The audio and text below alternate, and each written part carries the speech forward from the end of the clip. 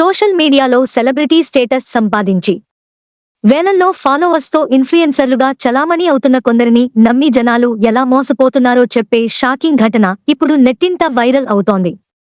ప్రముఖ social media page Nandu's world పేరుతో UK వీసాల వ్యవహారంలో కోట్ల రూపాయల మోసం జరిగిందంటూ ఎక్స్, ఇన్స్టాగ్రామ్ వేదికగా పెద్ద ఎత్తున చర్చ నడుస్తోంది.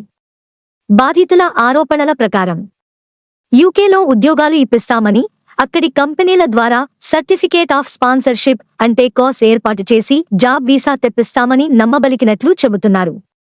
ఈ క్రమంలో ఒక్కో వ్యక్తి దగ్గర నుంచి దాదాపు 20 లక్షల రూపాయలు వరకు వసూలు చేసినట్లు ప్రచారం జరుగుతోంది. ఇలా 50 మందికి పైగా అభ్యర్థుల నుంచి కోట్ల రూపాయలు సేకరించారనే ఆరోపణలు సోషల్ మీడియాలో వినిపిస్తున్నాయి.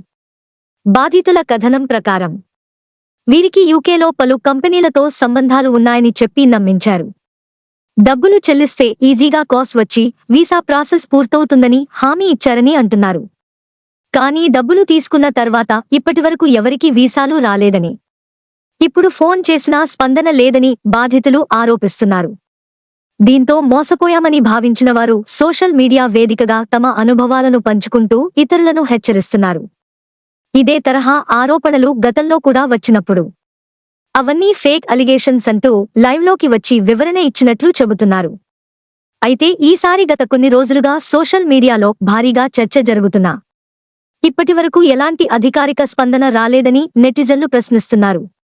అయితే ఈ ఆరోపణలు నిజమా, లేక దీని వెనుక మరేదైనా సాంకేతిక కారణం ఉందా అన్నది ఇంకా అధికారికంగా స్పష్టత రావాల్సి ఉంది.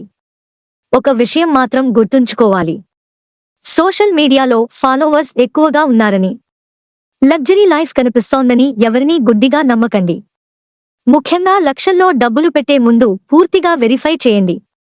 ఎందుకంటే డబ్బు పోయాక తిరిగి తెచ్చుకోవడం చాలా కష్టం. 20 లక్షల రూపాయలు అంటే చిన్న మొత్తం కాదు. కాబట్టి బీ కేర్ఫుల్.